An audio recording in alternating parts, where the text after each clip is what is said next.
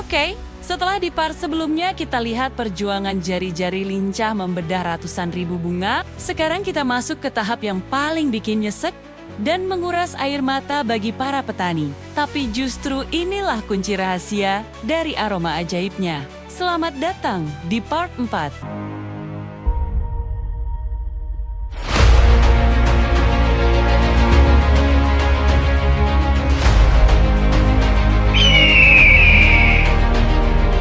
Penyusutan misterius. Coba kalian bayangkan, tumpukan putik saffron merah yang tadinya kelihatan banyak banget menggunung dan memenuhi meja, sekarang harus melewati proses pengeringan atau dehidrasi yang super ekstrim. Disinilah keajaiban alam sekaligus pencurian massa terjadi. Kalian harus tahu satu fakta sains yang menyakitkan ini. Saffron segar yang baru dipetik itu ternyata mengandung kadar air yang sangat tinggi, bisa mencapai 80%. Nah, untuk mengubahnya menjadi rempah kering yang awet dan siap pakai, semua air itu harus dihilangkan sampai beratnya menyusut secara drastis hingga hanya tersisa 20% dari berat aslinya. Gila.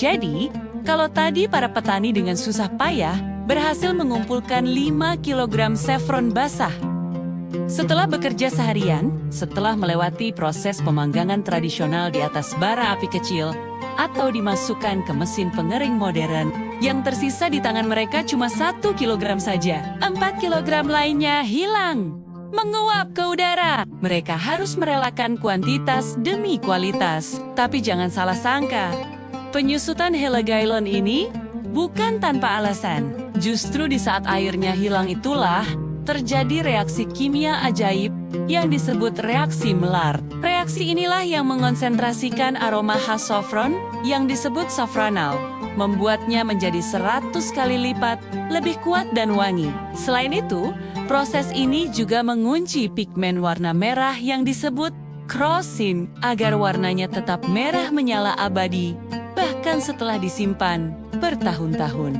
Ini adalah sebuah pertaruhan nyawa bagi kualitas saffron. Proses pengeringan ini butuh keahlian tingkat tinggi. Kalau suhunya terlalu panas, saffronnya bakal gosong. Aromanya yang harusnya wangi malah jadi bau asap yang tidak enak dan nilainya langsung jatuh. Tapi sebaliknya, kalau suhunya terlalu dingin atau udaranya terlalu lembab, saffron itu bisa gagal kering, lalu membusuk dan berjamur.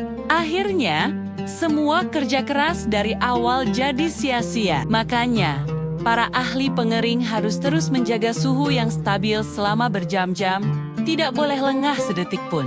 Mereka harus punya kesabaran dan ketelitian yang luar biasa. Ini adalah dedikasi tingkat dewa, di mana para petani harus merelakan volume barang mereka hilang demi mendapatkan kualitas yang tidak ada tandingannya di dunia. Menurut saya pribadi, disinilah letak kemewahan saffron yang sebenarnya. Saffron itu adalah konsentrat dari alam yang sudah diperas habis-habisan, sampai hanya menyisakan intisarinya saja. Keharuman dan warna yang paling murni.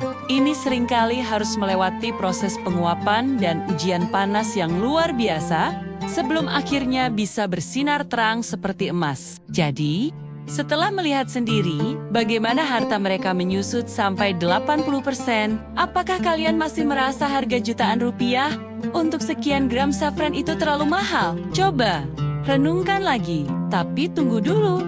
Perjalanan emas merah ini belum berakhir. Setelah kering, ringan, dan super berharga, saffron ini harus menghadapi musuh terbesarnya di part 5 nanti, yaitu mafia palsu yang siap menipu kalian dengan benang jagung yang dicat merah. Penasaran?